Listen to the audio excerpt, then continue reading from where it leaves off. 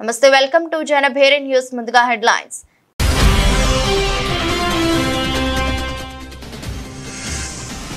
79వ స్వాతంత్ర దినోత్సవాన్ని పురస్కరించుకుని జాతినుద్దేశించి ప్రసంగించిన రాష్ట్రపతి భారత రక్షణ చరిత్రలో ఆపరేషన్ సింధూర్ ఒక మైలురాయిని ఉద్ఘాటన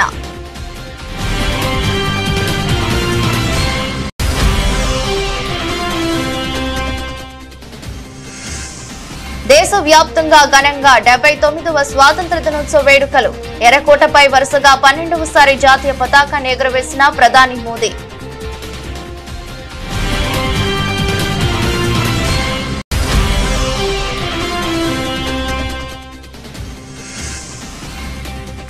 ఎర్రకోట నుంచి పాకిస్తాన్ కు ప్రధాని మోదీ స్ట్రాంగ్ వార్నింగ్ పాకిస్తాన్ అణు బెదిరింపులను సహించబోమంటూ తీవ్ర హెచ్చరిక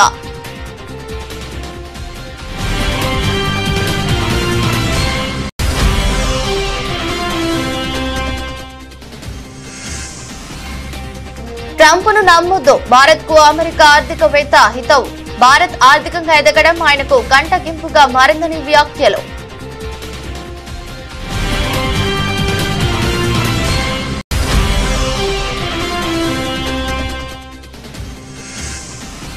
గోల్కొండ కోటలో ఘనంగా జరిగిన 79వ స్వాతంత్ర దినోత్సవ వేడుకలు పాల్గొని త్రివర్ణ పతాకాన్ని ఎగురవేసిన సీఎం రేవంత్ రెడ్డి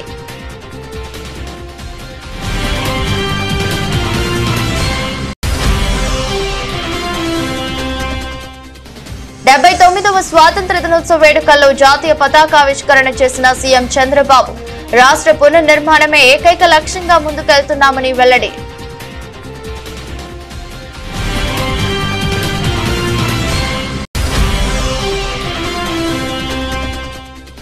స్వాతంత్ర దినోత్సవం సందర్భంగా తెలంగాణ భవన్ లో జాతీయ జెండాను ఎగురవేసిన బీఆర్ఎస్ వర్కింగ్ ప్రెసిడెంట్ కేటీఆర్ అతి చిన్న వయసు కలిగిన తెలంగాణ రాష్ట్రం బీఆర్ఎస్ పాలనలో మొత్తం దేశానికి ఆదర్శంగా నిలిచిందన్న మాజీ మంత్రి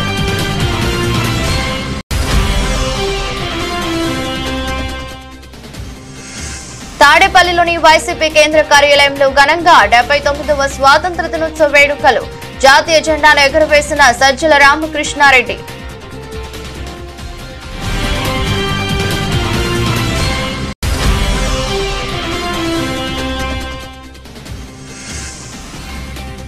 కేసీఆర్ పన్నులు తగ్గిస్తే రేవంత్ రెడ్డి పెంచుతుండు ప్రభుత్వంపై తీవ్ర స్థాయిలో ధ్వజమెత్తిన మాజీ మంత్రి హరీష్ రావు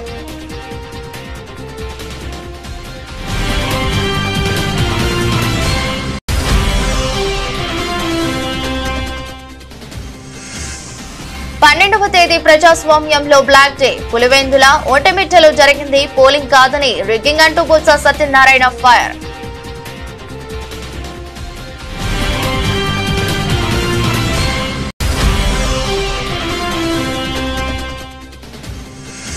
పాక్ నేతల కవ్వింపు చర్యలు తీవ్రంగా హెచ్చరించిన భారత్ సొంత వైఫల్యాలను కప్పిపుచ్చుకోవడానికి భారత వ్యతిరేక గళాన్ని వినిపిస్తున్నారని విమర్శ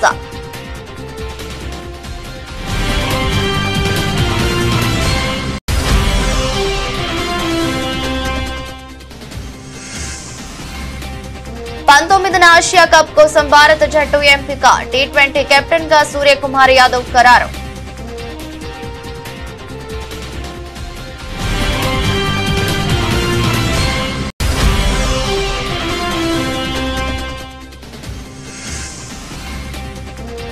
బాక్స్ ఆఫీస్ పై కూలీ సునామీ రికార్డు స్థాయిలో ఫస్ట్ డే కలెక్షన్లు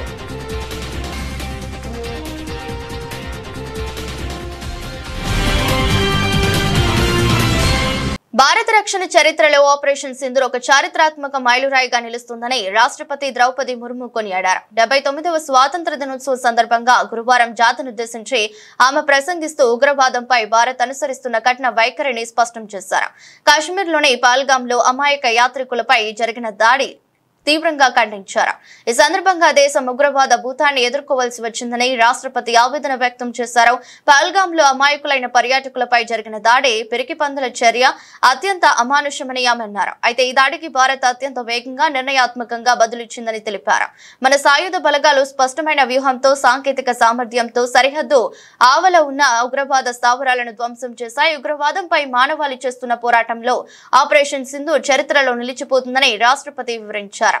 భారత్ తన పౌరుల రక్షణ విషయంలో ఎట్టి పరిస్థితుల్లోనూ వెనకాడబోదని ఆమె తేల్చి చెప్పారు. మేము ఎప్పుడు దురాక్రమణలకు పాల్పడము, కానీ మా పౌరులను కాపాడుకోవడానికి ప్రతీకారం తీర్చుకోవడానికి ఏమాత్రం సంకోచించం అనే విషయాన్ని ప్రపంచం గుర్తించిందని ముర్ము పేర్కొన్నారు. हमारे समाज का एक बड़ा हिस्सा अनुसूचित जाति, अनुसूचित जनजाति, पिछड़ा वर्ग और अन्य समुदायों के लोगों का है। इन समुदायों के लोग अब हाशिए पर होने का टैग हटा रहे हैं। उनकी सामाजिक और आर्थिक आकांक्षाओं को साकार करने के लिए सक्रिय प्रयासों के माध्यम से सरकार उनकी सहायता करती आ रही है। अपनी वास्तविक क्षमता को हासिल करने की दिशा में भारत अब और अधिक तेज गति से आगे बढ़ रहा है। हमारे सुधारों और नीतियों से विकास का एक प्रभावी मंच तैयार हुआ है। इस तैयारी के बल पर मैं एक ऐसे उज्जवल भविष्य को देख पा रही हूँ जहाँ हम सब अपनी सामूहिक समृद्धि और खुशहाली में उत्साहपूर्वक योगदान दे रहे होंगे। उस भविष्य की ओर हम भ्रष्टाचार के प्रति जीरो टॉलरेंस रखते हुए अनवरत सुशासन के साथ आगे बढ़ रहे हैं। इस संदर्भ में मुझे महात्मा गांधी की एक महत्वपूर्ण बात याद आ रही है। गांधी जी ने बताया था और मैं दोहराती हूँ, भ्रष्टाचार और दंभ लोकतंत्र के अनिवार्य परिणाम नहीं होने चाहिए। हम सब ये संकल्प ले कि गांधी जी के इस आदर्श को कार्य रूप देंगे और भ्रष्टाचार को భారతదేశం 79వ స్వాతంత్ర దినోత్సవాన్ని శుక్రవారం అత్యంత వైభవంగా జరుపుకుంటోంది. ఈ చారిత్రక వేడుకల సందర్భంగా ఢిల్లీలోని ఎర్రకోటపై ప్రధాని నరేంద్ర మోదీ జాతీయ పతాకాన్ని ఆవిష్కరించారు. ఈ సందర్భంగా వాయుసేన హెలికాప్టర్లు ఆపరేషన్ సింధూర్ పేరుతో ప్రత్యేక ప్రదర్శన ఇవ్వటం, వేదికపై పూల వర్షం కురిపించడం ఏడాది వేడుకల్లో ప్రధాన ఆకర్షణగా నిలిచింది. పతాకావిష్కరణ జరిగిన వెంటనే భారత వాయుసేన చెందిన 2 MI-17 హెలికాప్టర్లు ఆకాశంలో కనువిందు చేశాయి. ఒక హెలికాప్టర్ జాతీయ పతాకాన్ని ప్రదర్శించగా మరొకటి ఆపరేషన్ సింధూర్ బ్యానర్ ను ప్రదర్శిస్తూ వేదికపై పూల వర్షం కురిపించింది. సాయుధ దళాల త్యాగానికి గుర్తుగా ఈ ప్రదర్శన నిర్వహించారు. అనంతరం ప్రధాని మోదీ ఎర్రకోట బురుజుల నుంచి దేశ ప్రజలను ఉద్దేశించి ప్రసంగించారు. ఇది ఆయనకు వరుసగా 12వ స్వాతంత్ర దినోత్సవ ప్రసంగం కావడం విశేషం. ఈ వేడుకల్లో ఆర్మీ, నేవీ, ఎయిర్ ఫోర్స్ కు చెందిన 2500 మంది ఎన్సీసీ క్యాండిడేట్లు, మై భారత్ వాలంటీర్లు కూడా పాల్గొన్నారు. వీరంతా జ్ఞానపథ వద్ద नया भारत लोगो आकाరంలో కూర్చొని ప్రత్యేక ఆకర్షణగా నిలిచారు. मैं आज देश के सामने एक चिंता, एक चुनौती के संबंध में आगाह करना चाहता हूं। षड्यंत्र के तहत, सोची समझी साजिश के तहत देश की डेमोग्राफी को बदला जा रहा है। एक नए संकट के बीज बोए जा रहे हैं और ये घुसपैठिए मेरे देश के नौजवानों की रोजी रोटी छीन रहे हैं। एक घुसपैठिए मेरे देश की बहन बेटियों को निशाना बना रहे हैं। ये बर्दाश्त नहीं होगा। ये घुसपैठिए भोले भाले आदिवासियों को भ्रमित करके उनकी जमीनों पर कब्जा कर रहे हैं। ये देश सहन नहीं करेगा। और इसलिए मेरे प्यारे देशवासियों, जब डेमोग्राफी परिवर्तन होता है, सीमावर्ती क्षेत्रों में डेमोग्राफी में परिवर्तन होता है, तब राष्ट्रीय सुरक्षा के लिए संकट पैदा होता है। देश की एकता, अखंडितता और प्रगति के लिए ये संकट पैदा, सामाजिक तनाव के बीज बो देता है। और कोई देश अपना देश घुसपैठियों के हवाले नहीं कर सकता है। दुनिया का कोई देश नहीं कर सकता है, तो हम भारत को कैसे कर सकते हैं? हमारे पूर्वजों ने त्याग और बलिदान से आजादी पाई है, हमें स्वतंत्र भारत दिया है। उन महापुरुषों के प्रति हमारा कर्तव्य है कि हम हमारे देश में ऐसी हरकतों को स्वीकार न करें। उनकी सच्ची श्रद्धांजलि होगी। और इसलिए मैं आज लाल किले की प्राचीर से कहना चाहता हूं, हमने एक हाई पावर्ड डेमोग्राफी मिशन शुरू करने का निर्णय किया है। 79వ స్వాతంత్ర దినోత్సవ సందర్భంగా ఎర్రకోటపై నుంచి జాతిని ఉద్దేశించి ప్రసంగించిన ప్రధాని నరేంద్ర మోదీ పొరుగు దేశం పాకిస్తాన్ కు తీవ్ర స్థాయిలో హెచ్చరికలు జారీ చేశారు. పాకిస్తాన్ నుంచి వస్తున్న బెదిరింపులను భారత్ ఎంత మాత్రం సహించబోదని ఆయన స్పష్టం చేశారు. అదే సమయంలో దశాబ్దాలుగా అమల్లో ఉన్న సింధు జలాల ఒప్పందాన్ని ఇకపై భారత్ అంగీకరించబోదని సంచలన ప్రకటన చేశారు. దేశ రాజధాని ఢిల్లీలోని చారిత్రాత్మక ఎర్రకోటపై వరుసగా 12వసారి జాతీయ పతాకాన్ని ఆవిష్కరించిన అనంతరం ప్రధాని మాట్లాడారు. ఏప్రిల్ 22న జరిగిన పహల్గామ్ ఉగ్రదాడి నేపథ్యంలో సింధు జలాల ఒప్పందాన్ని నిలిపివేసిన విషయాన్ని ఆయన గుర్తు చేశారు. నీళ్లు రక్తం ఎప్పటికీ కలిసి ప్రవహించవు అని పునరుద్ఘాటించారు. మన దేశానికి చెందిన నీటిని పాకిస్తాన్ తో పంచుకోవడాన్ని తీవ్రంగా వ్యతిరేకిస్తున్నట్లు తెలిపారు. हमारे वीर जाबाज सैनिकों ने दुश्मनों को उनकी कल्पना से परे सजा दी है और इस अपील को पहलगाम में सीमा पार से आतंकियों ने आकर के जिस प्रकार का कत्ले आम किया, धर्म पूछ करके लोगों को मारा गया,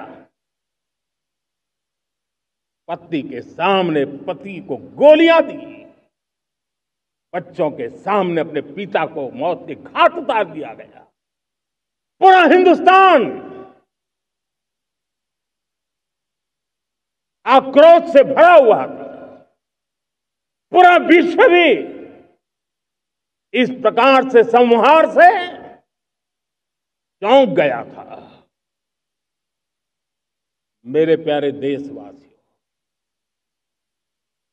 ऑपरेशन सिंदूर उसी आक्रोश की अभिव्यक्ति है। 22 तारीख के बाद हमने हमारे सेना को खुली छूट दे दी। रणनीति वो तय करे, लक्ष्य वो तय करे, समय भी वो चुने और हमारी सेना ने वो करके दिखाया जो कई दशकों तक कभी हुआ नहीं था। सैकड़ों किलोमीटर दुश्मन की धरती पर घुस करके आतंकी हेडक्वार्टर्स को मिट्टी में मिला दिया, आतंकी इमारतों को खंडहर बना दिया। पाकिस्तान की नींद अभी भी उड़ी हुई है। पाकिस्तान में हुई तबाही इतनी बड़ी है कि रोज नए नए खुलासे हो रहे हैं, नई नई जानकारियां आ रही हैं। मेरे प्यारे देशवासियों, हमारा देश कई दशकों से आतंक को झेलता आया हुआ है। देश के सीने को छलनी कर दिया गया है। अब हमने एक न्यू नॉर्मल प्रस्थापित किया। జమ్మూ కాశ్మీర్లోని కిష్ట్వార్ జిల్లాలో గురువారం సంభవించిన క్లౌడ్ బస్ట్ ఆకస్మిక వరదలు కొండ చర్యలు విరిగిపడిన ఘటనపై ప్రధానమంత్రి నరేంద్ర మోదీ తీవ్ర దిగ్భ్రాంతి వ్యక్తం చేశారు. ఈ ఘోర విపత్తులో 38 మంది ప్రాణాలు కోల్పోవడం పట్ల ఆయన తీవ్ర విచారం వ్యక్తం చేశారు. పరిస్థితిని నిశితంగా గమనిస్తున్నామని, బాధితులకు అన్ని విధాల అండగా ఉంటామని ప్రధాని భరోసా ఇచ్చారు. కిష్ట్వార్ వద్ద బాధితులందరికీ సానుభూతి తెలియజేస్తున్నాను, వారి కోసం ప్రార్థిస్తున్నాను. సహాయక చర్యలు కొనసాగుతున్నాయి, అవసరమైన ప్రతి సహాయాన్ని అందిస్తామని ప్రధాని మోదీ పేర్కొన్నారు. కిష్ట్వార్ జిల్లాలోని మారుమూల ప్రాంతంలో ఈ విపత్తు సంభవించడంతో సహాయక చర్యలకు ఆటంకాలు ఎదురవుతున్నాయి. ఈ ఘటనలో సుమారు 100 మందికి పైగా గాయపడినట్లు అధికారులు తెలిపారు. ఆ ప్రాంతం అత్యంత దుర్మార్గంగా ఉండటంతో క్షతగాత్రులను హెలికాప్టర్ల ద్వారా సమీపంలోని ఆసుపత్రులకు తరలిస్తున్నారు. సమాచారం అందిన వెంటనే సైన్యం, జాతీయ విపత్తు స్పందన దళం, రాష్ట్ర విపత్తు స్పందన దళం బృందాలు స్థానిక యంత్రాంగంతో కలిసి రంగంలోకి దిగాయి. వరదల్లో చిక్కుకున్న వారిని సురక్షిత ప్రాంతాలకు తరలించడం, వైద్య సహాయం అందించడం వంటి పనులను ముమ్మరంగా చేపట్టాయి. ప్రస్తుతం సహాయక కార్యక్రమాలు వేగంగా కొనసాగుతున్నాయి. అమెరికా అధ్యక్షుడు డొనాల్డ్ ట్రంప్ పై అక్కడి ప్రముఖ ఆర్థికవేత్త జెఫ్రీ సాట్స్ తీవ్రంగా విమర్శలు గుప్పించారు. ట్రంప్ ఆర్థిక నిరక్షరాస్యుడని, ఇతర దేశాల ప్రయోజనాల విషయంలో బాధ్యతారహితంగా వ్యవహరిస్తారని ఆయన దుయ్యబట్టారు. ట్రంప్ ను నమ్మొద్దని భారత్ కు హితవు పలికారు. అమెరికాతో భాగస్వామ్య ఒప్పందాల విషయంలో అప్రమత్తంగా ఉండాలని సూచించారు. అంతర్జాతీయ ఆర్థిక శక్తిగా భారతదేశం ఎదగడాన్ని ట్రంప్ జీర్ణించుకోలేకపోతున్నారని, అందుకే అడ్డుకుంటున్నారని చేస్తున్నారని ఆరోపించారు. భారత్ పై ట్రంప్ టారిఫ్లు విధిస్తున్న సమయంలో జెఫ్రీ సాట్స్ ఈ సంచలన వ్యాఖ్యలు చేయడం ప్రస్తుతం ప్రాధాన్యత సంతరించుకుంది. రష్యా నుంచి ముడి చమురు కొనుగోలు చేస్తుందనే నెపంతో భారతదేశంపై ట్రంప్ 50% టారిఫ్లు విధించిన విషయం తెలిసిందే. ట్రంప్ తీసుకున్న ఈ నిర్ణయం భారత్ అమెరికా సంబంధాలపై తీవ్ర ప్రభావం చూపింది. అమెరికాతో అప్రమత్తంగా ఉండాలని భారత్ కు సందేశం పంపించిందని జెఫ్రీ పేర్కొన్నారు. అమెరికా మార్కెట్ ను వదిలిపెట్టి విశ్వసనీయమైన మిత్రులు రష్యా, ఆఫ్రికా, చైనా తదితర ఆసియా దేశాలతో ఆర్థిక సంబంధాలను మెరుగుపరుచుకోవాలని జెఫ్రీ సాట్స్ సూచించారు. స్వాతంత్ర పోరాటంలో ప్రపంచానికి సరికొత్త మార్గం చూపించామని తెలంగాణ ముఖ్యమంత్రి రేవంత్ రెడ్డి అన్నారు. అహింసా పద్ధతిలో మహా సంగ్రామం గెలిచామని పేర్కొన్నారు. శుక్రవారం హైదరాబాద్ లోని గోల్కొండ కోటలో జరిగిన 79వ స్వాతంత్ర దినోత్సవ వేడుకల్లో ఆయన పాల్గొన్నారు. ఈ సందర్భంగా ముఖ్యమంత్రి మాట్లాడుతూ పటిష్ట భారత్ కోసం నెహ్రూ ఎన్నో చర్యలు చేపట్టారు. నెహ్రూ హయాంలోనే దేశ ప్రగతికి బలమైన పునాదులు పడ్డాయి. పంచవర్ష ప్రణాళికతో దేశాన్ని తిరుగులేని శక్తిగా మార్చారు. తెలంగాణను నెంబర్ 1 రాష్ట్రంగా తీర్చిదిద్దేందుకు కృషి చేస్తున్నాం. కులగణనతో 10 ఏళ్ల కల నెరవేర్చాం. పేదరిక నిర్మూలన కోసం కృషి చేస్తున్నాం. సామాజికంగా, ఆర్థికంగా తెలంగాణ బలపడాలి. సన్నబియ్యం పంపిణీతో పేదల కళ్లలో ఆనందం చూసాం. వరంగల్లో ఇచ్చిన రైతు రుణమాఫీ హామీ నెరవేర్చాం. 25 లక్షల మంది రైతులను రుణ విముక్తులను చేశాం. రైతులకు క్వింటాల్పై 500 రూపాయలు బోనస్ ఇస్తున్నాం. ఏటా ఉచిత విద్యుత్ కోసం 16,000 కోట్ల రూపాయలు ఖర్చు చేస్తున్నామని అన్నారు. మేము అధికారం చేపట్టే నాటికి గత పాలకులు మాకు వారసత్వంగా 8,21,651 కోట్ల రూపాయల అప్పులు మరియు బకాయిలు మిగిల్చి వెళ్లారు. దీనిలో 6,71,757 కోట్ల రూపాయల అప్పులు, అదేవిధంగా ఉద్యోగులు ఇతర పథకాలకు సంబంధించిన బకాయిలు 40,154 కోట్లు, ఎస్సీ ఎస్టీ సప్లైన్, సింగరేణి, విద్యుత్ ఇతర విభాగాలకు చెల్లించాల్సిన బకాయిలు 1,09,740 కోట్లు.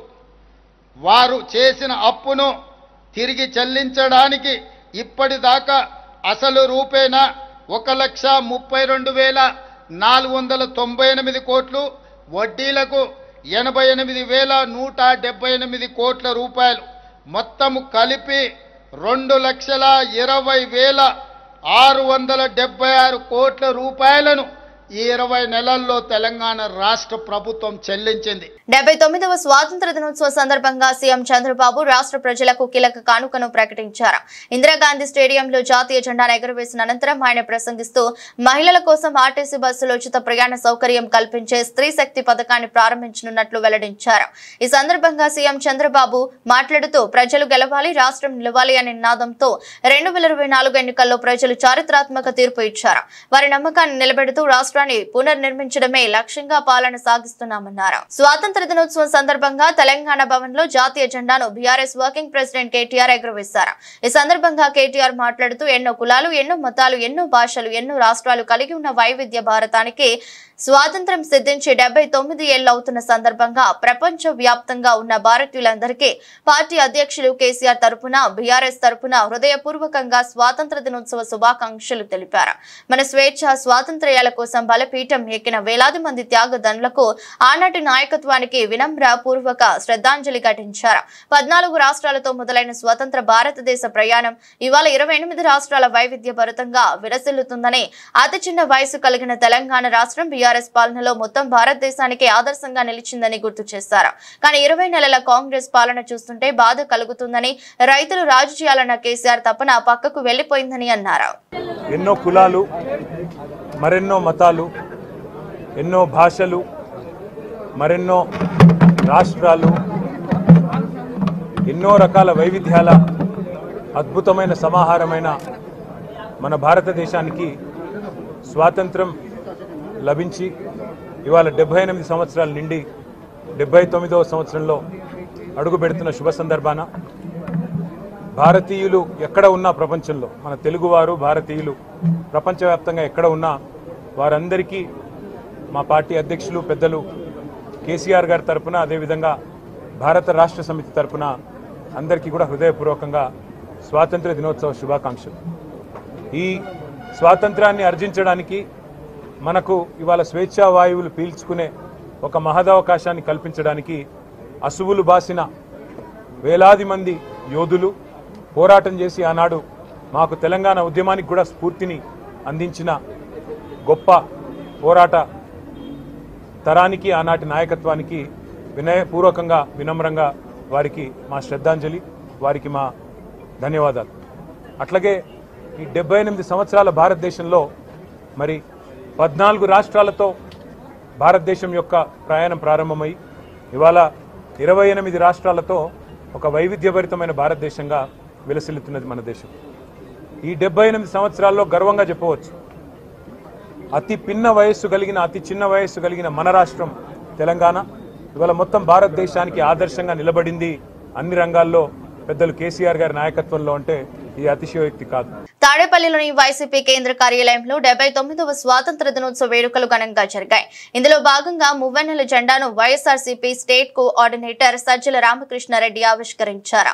ఈ సందర్భంగా ఆయన మాట్లాడుతూ రాజకీయాల్లో జవాబుదారీతనం లోపిస్తుందని అన్నారు. అధికారంలోకి రావటం కోసం ఏమైనా హామీలు ఇవ్వటం, తర్వాత వాటిని పక్కకు తోసేయడం కనిపిస్తోందని, ఈవీఎంలపై ఎన్ని సందేహాలు అడిగినా సమాధానం లేదని విమర్శించారు. వ్యవస్థలు యాంత్రికంగా పనిచేస్తున్నాయని, ప్రజాస్వామ్యం సక్రమంగా పనిచేయాలంటే వ్యవస్థలన్నీ స్వతంత్రంగా పనిచేయాలని సూచించారు. అంతిమంగా ప్రజల తీర్పే నిలబడుతుందని మా నమ్మకమని అన్నారు. రాజకీయ పార్టీలు జవాబుదారీతనం తగ్గుతోంది. నేను ఎందుకు ఈ మాట అంటున్నానంటే, వైఎస్ఆర్ కాంగ్రెస్ పార్టీ జగన్మోహన్ రెడ్డి గారు తన తండ్రి దివంగత మహానేత రాజశేఖర రెడ్డి గారి ఆశయాలతో ప్రారంభించిన రోజు నుంచి విలువలు, విశ్వసనీయత, జవాబుదారీతనం ఈ మూడింటి మీద స్ట్రెస్ చేస్తూనే వస్తున్నారు. అందువల్ల వాటి విలువ మాకు తెలుసు, మనకు తెలుసు, వైఎస్ఆర్ కాంగ్రెస్ పార్టీకి తెలుసు. అవి సక్రమంగా ఇవి ఎవరో మనకు మీద పెట్టేవి కాదు, మనకు మనం పెట్టుకోవాల్సినవి. అందుకే ఆ రోజు నుంచి ఈ రోజు వరకు మనం గమనిస్తే జగన్మోహన్ రెడ్డి గారు ఒక్కటే అడుగుతున్నారు, ప్రజలకు మనం జవాబుదారీతనంగా ఉండాలి. మనం ఏ మాట చెప్పినా పొల్లుపోకుండా అమలు చేయగలగాలి. చెప్పలేనిది చేయలేనిది చెప్పకూడదు. అలాగే వ్యవస్థలను ఆరోగ్యకరంగా ఉంచాలి. వాటి ఆరోగ్యం చెడిపోకుండా చూసుకోవడం కూడా మన బాధ్యతే. బాధ్యతారాహిత్యం అంటే ఏంటంటే వ్యవస్థలను వాడుకోవడం తాత్కాలికమైన వాటి కోసం. ఇవి ఈ రోజు ప్రస్ఫుటంగా కనిపిస్తున్నాయేమో అని అనిపిస్తుంది. ఏమైనా అడ్డగోలు హామీలు ఇవ్వచ్చు, అధికారం లేకపోవచ్చు, తరచిన తర్వాత తూనా బోర్డుని పక్కకు తోసేయచ్చు. జరుగుతున్నాయా లేదా? ఇక్కడే జరుగుతున్నాయి. అలాగే యంత్రాలను మేనేజ్ చేసి ఏమైనా తీసుకురావచ్చు అనే అభిప్రాయం దేశంలో బలపడింది. ఈ విషయంలో చెప్తున్నా, ఆన్సర్ లేదు, తోసిపారేస్తున్నారు కానీ దానికి ఎవరు ఆన్సర్ ఇవ్వట్లే. ఈ రాష్ట్రంలోనే ఓటింగ్ పూర్తి అయిన ప్రాథమికంగా ఏదైతే సాయంత్రానికి పూర్తి అవుతుందో అక్కడి నుంచి తర్వాత ఆ రోజు అప్పుడు ప్రకటించిన దానికి తుది పర్సెంటేజ్ ప్రకటించడానికి 12.12% తేడా చూపించారు. అసాధ్యం. 50 లక్షల ఓట్లు దాదాపు. Is it possible? ఆన్సర్ ఊడి ఓట్ల. అలాగే నిన్న జరిగిన ఉప ఎన్నిక, చిన్న ఉప ఎన్నిక, 10,000 ఓట్లు, 2,000 మంది పోలీసులు, బూతులు 15, 2,000 మంది పోలీసులు, ఒక్క వైఎస్ఆర్సీపీ ఏజెంట్ కూడా లోపలికి రానివ్వాల. తలబడింటే ఏమయ్యేదో తెలియదు. వద్దు, ప్రశాంతంగా జరగాలి ఎన్నికలు, ప్రజల ప్రాణాలు మనకు ముఖ్యం, రెచ్చగొడితే ఎంతసేపు దూకితే వాళ్ళు అది ఏమైనా జరిగిండొచ్చు. అందుకే జగన్మోహన్ రెడ్డి గారు సంయమనంతో ఉండండి అన్నారు. ఏం జరిగింది? ఎంటైర్ పోలీసు వ్యవస్థ అక్కడ కూర్చుంది. నేను మిగిలిన మా వాదన తప్ప, ఆ వాదన తప్ప అనవసరం. కానీ మధ్యలో ఎవరైతే అంపైర్ రోల్ ప్లే చేయాలనో వాళ్ళ దగ్గరికి వెళ్ళి, అయ్యా ఒక ఏజెంట్ను లోపల రానివ్వలేదు, చెక్ చేయండి, అదేం మేము దాచి. తెలంగాణలో కేసీఆర్ పన్నులు తగ్గిస్తే రేవంత్ రెడ్డి మాత్రం పన్నులను పెంచుతుండని మాజీ మంత్రి సిద్దిపేట ఎమ్మెల్యే హరీష్ రావు తీవ్ర స్థాయిలో ధ్వజమెత్తారు. ప్రజలపై పన్నుల భారం మోపుతున్న రేవంత్ పై హరీష్ రావు నిప్పులు చెరిగారు. సిద్దిపేటలోని తన క్యాంపు కార్యాలయంలో హరీష్ రావు మీడియాతో మాట్లాడారు. 2 ఏళ్ల రేవంత్ పాలనలో ప్రజలపై అప్పులు, పన్నుల భారం ఎక్కువైపోయిందన్నారు. ప్రజలపై పన్నులు వేయటం లేదని శాసనసభలో చెబుతున్నారు. అసలే ఆర్థిక మాంద్యం వరుసగా 2వ నెల డిఫ్లేషన్ లో ఉంది. తెలంగాణలో వరుసగా ఇది 2సారి. పాలనలో కాంగ్రెస్ పూర్తిగా విఫలం. రోజుకో పన్ను వేస్తూ ప్రజలకు షాక్ ఇస్తున్నది. గత నెల ఈ నెలలో ట్రాన్స్పోర్ట్ డిపార్ట్మెంట్ లో 2,000 కోట్ల రూపాయలు భారం పడిందన్నారు. నేను అసెంబ్లీ సమావేశాల్లోనే అడిగాను, ఇప్పటికే తెలంగాణ రాష్ట్రం తిరోగమన దశలో ఉంది. రేవంత్ పాలనలో తిరోగమన దశలో ఉంది. 2023-24 సంవత్సరంలో బీఆర్ఎస్ ప్రభుత్వం ఉన్నప్పుడు 7,100 కోట్ల రూపాయల ట్యాక్స్ వచ్చింది, పన్నుల రూపంలో 7,100 కోట్లు వచ్చింది. కానీ పోయిన సంవత్సరం కాంగ్రెస్ పాలనలో 6,900 వచ్చింది. అంటే 200 కోట్ల రూపాయలు తగ్గింది. ఎందుకు తగ్గింది? ప్రజల చేతిలో డబ్బు లేదు, ప్రజల కొనుగోలు శక్తి తగ్గింది, వాహనాలు కొనడం తగ్గుముఖం పట్టింది. అందువల్ల దేశంలో అన్ని రాష్ట్రాల్లో పెరిగింది, ఒక్క తెలంగాణలో మాత్రమే తగ్గింది. ఎందుకు తగ్గిందంటే నీ పరిపాలన వైఫల్యం. వీళ్ళు బడ్జెట్లు ఎంత పెట్టుకున్నారు? 8,500 కోట్లు వస్తుందని పెట్టినారు బడ్జెట్లో. వచ్చింది ఎంత? 6,900 వచ్చింది. దాదాపు మీ అంచనాల కంటే 1,500 కోట్ల రూపాయలు పోయిన ఆర్థిక సంవత్సరంలో ఆర్టీఏ ట్యాక్స్ తక్కువ వచ్చింది 6,900. మళ్ళీ మొన్న బడ్జెట్లో ఏం పెట్టింది 25-26 సంవత్సరానికి 8,535 కోట్లు వస్తుంది అన్నారు. నేను అప్పుడే అడిగిన, అరే నువ్వు వచ్చిందే 6,900, పోయిన సంవత్సరం కంటే తగ్గింది, ఈ సంవత్సరం నువ్వు మళ్ళీ 16,000-1700 కోట్లు పెంచినావు, యాడికెళ్ళి పెంచుతావు, పన్నులు వేస్తావా, ప్రజల మీద భారం వేస్తావా అని మేము అసెంబ్లీలో అడిగాం బీఆర్ఎస్ పార్టీ తరఫున. అడిగితే ఆ రోజు ఏమన్నారు, లేలే మేము పన్నులు పెంచం, లీకేజ్ అరగడతాం, పారదర్శకత పెంచుతామన్నాడు. అసెంబ్లీలోనేమో శుద్ధపూస మాటలు మాట్లాడారు, పన్నులు పెంచం, లీకేజ్ అరికడతామని. ఇప్పుడు చేసింది ఏంది, సర్వీస్ ట్యాక్స్ పెంచినవు, సర్వీస్ ఛార్జెస్ పెంచినవు, RTA tax, road tax, life tax పెంచినవు, లైసెన్సుల ట్యాక్స్ పెంచినవు, మొత్తం అడ్డగోలుగా పెంచి పడేసినావు. పేద ప్రజల మీద భారం వేస్తా ఉన్నావు నువ్వు.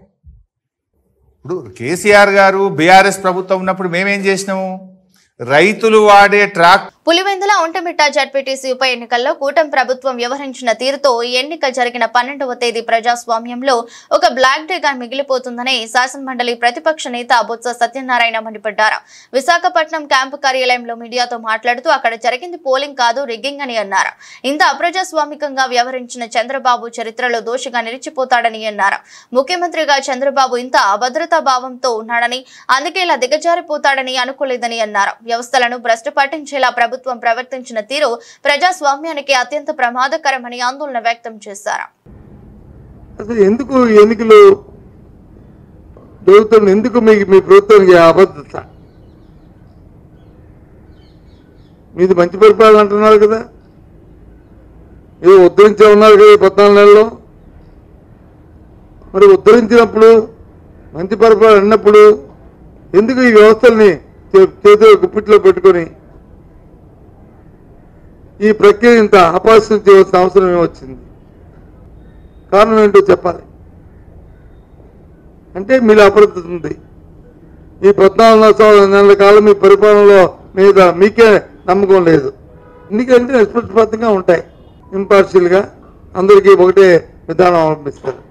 స్థానిక పార్లమెంట్ మెంబర్ని వచ్చి మీరు ఖర్చులో తీసుకుంటారు. ఆ జిల్లాకు చెందిన మంత్రిని విచ్చలవిడిగా తిరగడానికి వచ్చి తిరిగి ఏజెంట్లు తీసుకొచ్చి వారిని దగ్గరుండి వారి మీద దౌర్జన్యం చేసి దాడి చేయిస్తుంది పోలీసు వ్యవస్థ. తెలుగుదేశం అభ్యర్థి వచ్చి విచ్చలవిడిగా తిరగచ్చు, వైసీపీ అభ్యర్థి వచ్చి ఖర్చులో తీసుకుంటారు. మోటార్లు వచ్చి ఓట్లు వేయడానికి ఓటు వెళ్ళి స్లిప్ పట్టుకెళ్తే వాళ్ళ స్లిప్ని తీసుకుని తెలుగుదేశం పార్టీ కార్యకర్తలు పోలీసులు తీసుకుని దౌర్జన్యంగా తిప్పేసి పక్క నియోజకవర్గాల నుంచి ఉన్న వ్యక్తి వచ్చి ఓట్లు వేస్తారు. మరి ఏదో ముక్కు తెలియని వాళ్ళు వచ్చి ఓటు వేశారంటే అనుకోవడానికి సాక్షాత్తు మార్కెటింగ్ చైర్మన్గా ఉన్న వ్యక్తులు, సొసైటీ అధ్యక్షులుగా ఉన్న వ్యక్తులు, పార్టీలో ఒక ఐడెంటిఫైడ్గా ఉన్న మరి లీడర్స్, వీళ్ళు పక్క వాళ్ళు వచ్చి అక్కడ దౌర్జన్యంగా ఓటు వేస్తారు.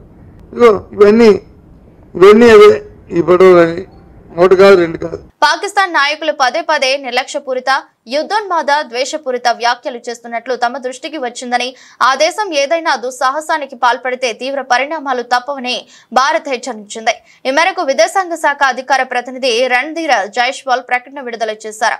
సొంత వైఫల్యాలను కప్పిపుచ్చుకోవడానికి వారు భారత వ్యతిరేక గళాన్ని వినిపిస్తున్నారని ఆయన అన్నారు. పాకిస్తాన్ నాయకులు తమ మాటలను అదుపులో ఉంచుకోవడం మంచిదని హితవు పలికారు. అమెరికా భారత్ సంబంధాలపై కూడా ఆయన స్పందించారు. ఈ రెండు దేశాల భాగస్వామ్యం అనేక సవాళ్లు, మార్పులను తట్టుకుని నిలబడిందని జైస్వాల్ పేర్కొన్నారు.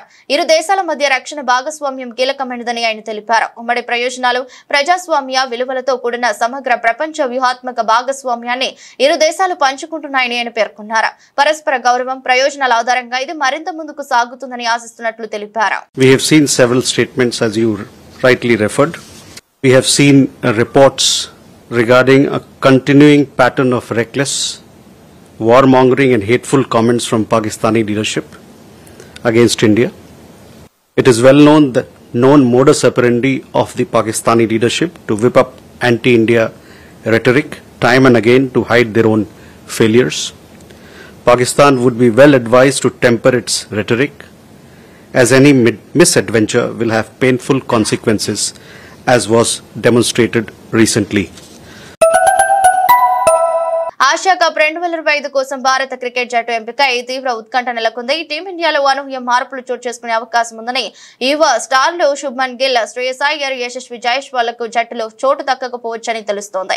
19న ముంబైలో జరిగే సెలక్షన్ కమిటీ సమావేశంలో ఈ మేరకు కీలక నిర్ణయాలు తీసుకోనున్నట్లు బీసీసీఐ వర్గాల ద్వారా సమాచారం అందింది. కొత్త ఓపెనింగ్ జోడీని పరీక్షించాలని సెలెక్టర్ల భావిస్తుండటమే గిల్ ఎంపికకు అడ్డంకిగా మారినట్టు సమాచారం.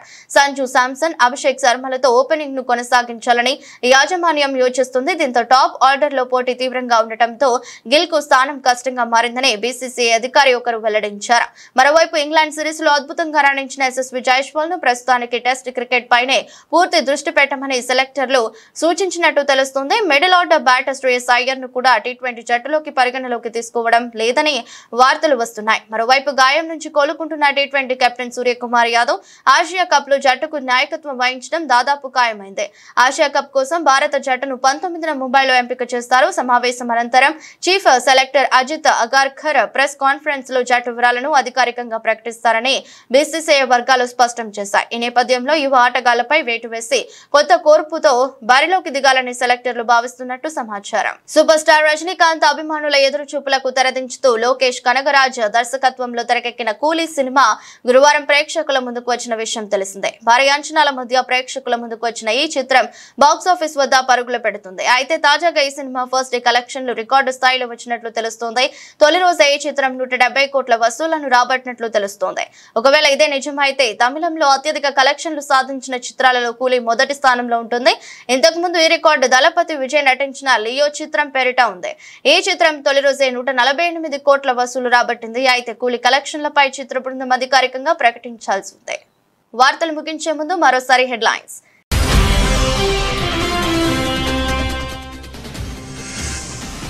79వ స్వాతంత్ర దినోత్సవాన్ని పురస్కరించుకుని జాతినుద్దేశించి ప్రసంగించిన రాష్ట్రపతి భారత రక్షణ చరిత్రలో ఆపరేషన్ సింధూర్ ఒక మైలురాయిని ఉద్ఘాటన.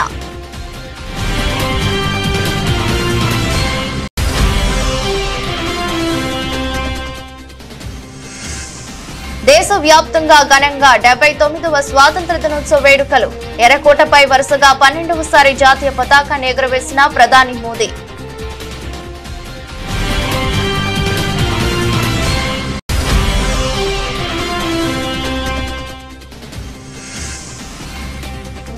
ఎర్రకోట నుంచి పాకిస్తాన్ కు ప్రధాని మోదీ స్ట్రాంగ్ వార్నింగ్. పాకిస్తాన్ అణు బెదిరింపులను సహించబోమంటూ తీవ్ర హెచ్చరిక.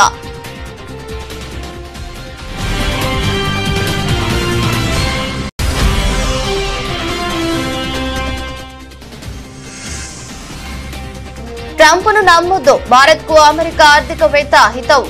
భారత్ ఆర్థికంగా ఎదగడం ఆయనకు కంటగింపుగా మారిందని వ్యాఖ్యలు.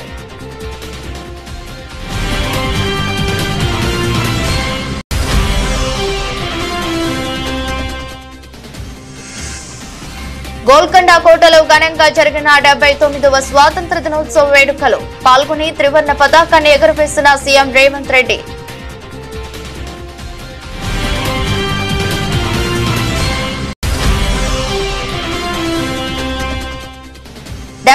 వ స్వాతంత్ర దినోత్సవ వేడుకల్లో జాతీయ పతాకావిష్కరణ చేసిన సీఎం చంద్రబాబు.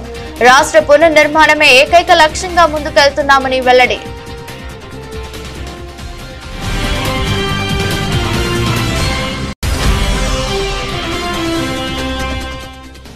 స్వాతంత్ర దినోత్సవం సందర్భంగా తెలంగాణ భవన్ లో జాతీయ జెండాను ఎగురవేసిన బీఆర్ఎస్ వర్కింగ్ ప్రెసిడెంట్ కేటీఆర్. అతి చిన్న వయసు కలిగిన తెలంగాణ రాష్ట్రం బీఆర్ఎస్ పాలనలో మొత్తం దేశానికి ఆదర్శంగా నిలిచిందన్న మాజీ మంత్రి.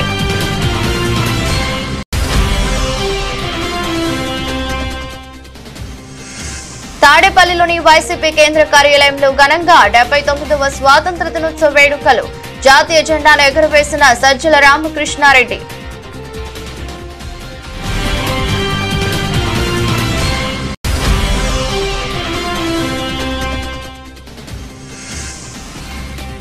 కేసీఆర్ పన్నులు తగ్గిస్తే రేవంత్ రెడ్డి పెంచుతుండు. ప్రభుత్వంపై తీవ్ర స్థాయిలో ధ్వజమెత్తిన మాజీ మంత్రి హరీష్ రావు.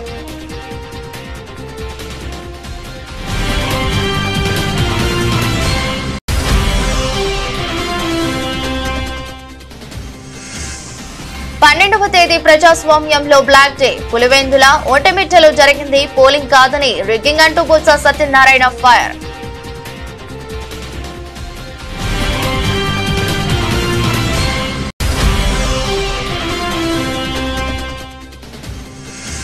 పాక్ నేతల కవ్వింపు చర్యలు తీవ్రంగా హెచ్చరించిన భారత్. సొంత వైఫల్యాలను కప్పిపుచ్చుకోవడానికి భారత వ్యతిరేక గళాన్ని వినిపిస్తున్నారనే విమర్శ.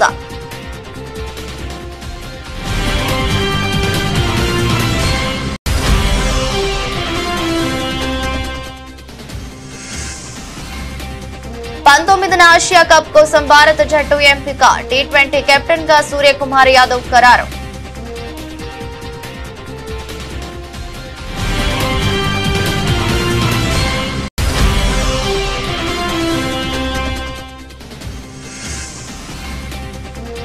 బాక్స్ ఆఫీస్ పై కూలీ సునామీ. రికార్డు స్థాయిలో ఫస్ట్ డే కలెక్షన్లు.